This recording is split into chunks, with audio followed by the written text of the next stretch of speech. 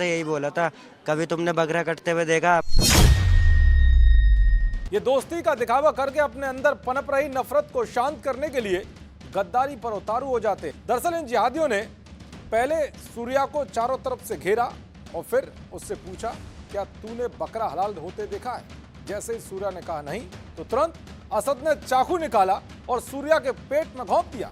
चाकुओं से ताबड़तोड़ हमला करके उसे लूलहान कर दिया, जिसके बाद गली में अफरा तफरी मच गई। आनंद फानंद में सूर्या को नोएडा के अस्पताल में भर्ती कराया गया, लेकिन वहां सूर्या ने दम तोड़ दिया। सूर्या की हत्या के बाद हिंदुओं में भयंकर गुस्सा है।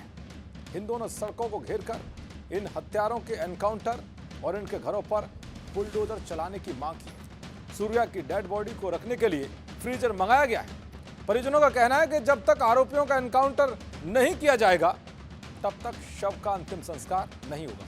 जहां सूर्या की हत्या की गई, वहां के लोगों ने क्या कुछ बताया, ये भी सुन लीजिए। हमें फ़ोन करा गया था ईद के चक्कर में, बोल रहे थे आ जाओ ईद मिलेंगे, पार्टी करेंगे, घूमने चलेंगे। हमने बोला चलो देखेंगे, आएंगे। फिर हम उनसे मिलने गए थे तो उन्होंने हमसे यही बोला था, कभी तुमने बकरा कटते हुए देखा? हमने उनसे पूछा, हमने नहीं देखा, हमारे घर नहीं कटता। तो उसने हमसे बोला आज मैं तुम्हें दिखाऊंगा कैसे बकरा कटता है। उसको लेके गया, गले में हाथ डाल के चाकू वाकू मार के 3-4-5 लड़के जो भी थे सारे भाग चुके थे लड़के। तो धोखा किया रहा मेरे साथ कि मेरे इस बच्चे को ही मार दिया, बुला के सो ईद का बहाना लेके। सर हमने किसका क्या बिगाड़ा था? सर हमने अपने बच्चे पाल रहे थे, किसी का कुछ बिगाड़ा तो नहीं था। तो मेरे बच्चे के साथ ऐसा किया। काउंटर फुल एनकाउंटर किया जाए और शीघ्र से जल्दी कार्रवाई की जाए। पुलिस ने 3 नामजद आरोपियों को गिरफ्तार कर लिया है, लेकिन अभी भी मुख्य आरोपी असद और उसका एक और दोस्त फरार है। सबसे चौंकाने वाली बात तो यह है कि इन कट्टरपंथियों ने वही मॉडल अपनाया जिसके भाईचारे की दुहाई देते रहते, क्योंकि सूर्या को असद ने ईद के मौके पर भाईचारे का दिखावा करते हुए फोन करके बुलाया था। मगर सूर्या को कहां पता था कि जिहादी दोस्ती का नाटक करके उसकी जान ले लेंगे।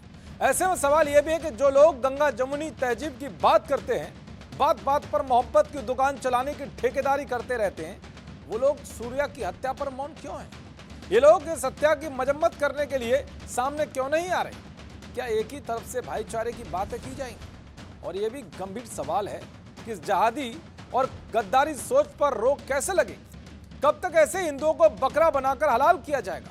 खैर, ये मामला यूपी का है तो उम्मीद है कि इनका तगड़ा इलाज भी होगा, क्योंकि जिसने भी कानून को हाथ में लेकर ऐसी हरकत की है उसका हिसाब भी ठीक ठाक किया जाएगा।